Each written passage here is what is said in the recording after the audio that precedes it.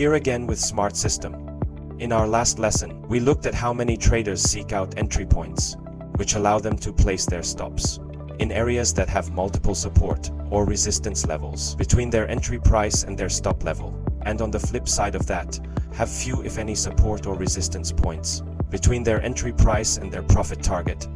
In today's lesson, we're going to look at another factor that many traders consider when thinking about their stock placement, which is the use of technical indicators. So let's get started.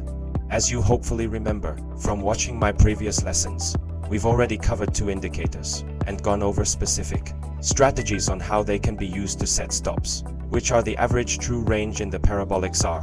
While these indicators were designed specifically to help traders gauge where to place their stops, many of the other indicators which we've looked at when looking at how to pick entry points can also be used when deciding where to place your stop. The question then becomes, with all the options that are available, how do you choose the correct indicator, or which indicator to look at when deciding, or when thinking about your stop levels, which indicator you choose for your money management strategy or for specific trades is really gonna depend on the strategy and time frame and your number of factors. But as a general rule, most traders will think about it this way.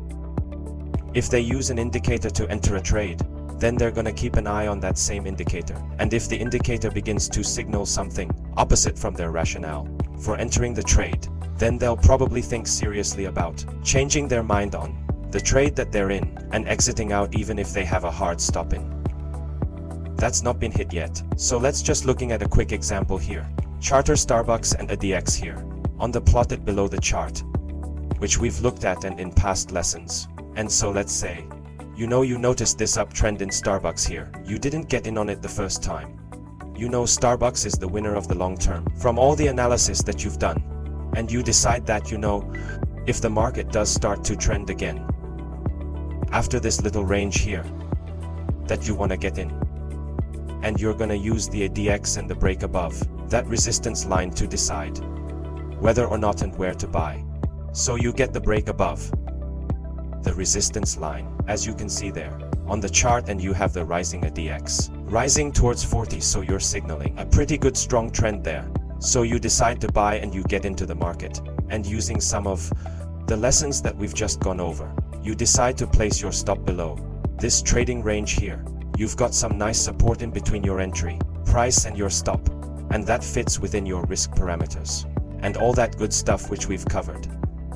As the market continues to go higher, if you notice here, the ADX starts to fall off and it even goes below 20, which is a real sign that the market is not in a trend, and that's a real kind of reversal sign there. For this chart, very bearish for the trend there. So even though you haven't been stopped out at that point on your hard stop, a lot of traders may consider exiting that trade because a good part of the original analysis that they decided to get into the trade on is now not valid anymore, is now reversed itself. That's just one example. That can be applied to pretty much any indicator and any analysis that we're talking about. If the reason why you got into the trade, or a big piece of the analysis that you got into the trade on, changes direction, then you may want to consider changing direction of your trade or exiting out of the trade altogether. One indicator which a lot of times, even if traders don't use to enter a trade, that they'll still have on their charts is the 50 and the 200-day moving average. The 50-day moving average tends to be representative of the intermediate term trend, and the 200-day moving average tends to be representative of the longer term trend. And because of this, many traders watch these moving averages and what price does around them, and if the 50-day moving average crosses below the 200-day, that's going to be considered bearish. Similarly, if price breaks below the 200-day moving average or the 50-day moving average, that's going to be considered bearish, and vice versa. So you can see here, there's a chart of the Dow Jones Industrial Average. You see the 50-day moving average there in blue and the 200-day moving average there in yellow. And you can see we've recently broken that. And a lot of people are pointing to the fact that the price is below the 200-day, and 50-day moving average has also crossed below. The 200-day is a very bear sign for the doubt. Now, as you probably realized by now, if you're thinking about this, Basing stops on indicators doesn't give you the opportunity to put a hard stop in place in the market, because there's no way for you to know where price is gonna be when the indicator does something that's wanna make you exit a trade. So because of this, you'll always wanna use a hard stop using one of the other methods that we've talked about, or some of the things that we're gonna talk about in future lessons, so you can make sure that you always have a stop in place and not waiting for something that might not happen with the indicator, as the market continues to move against you and you lose more and more money.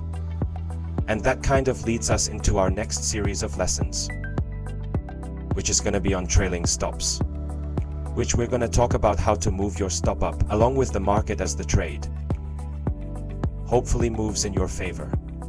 As a little bit of as a side note, I just want to point out a couple things on this chart. They really don't have anything to do with this lesson, but I thought people might find it interesting.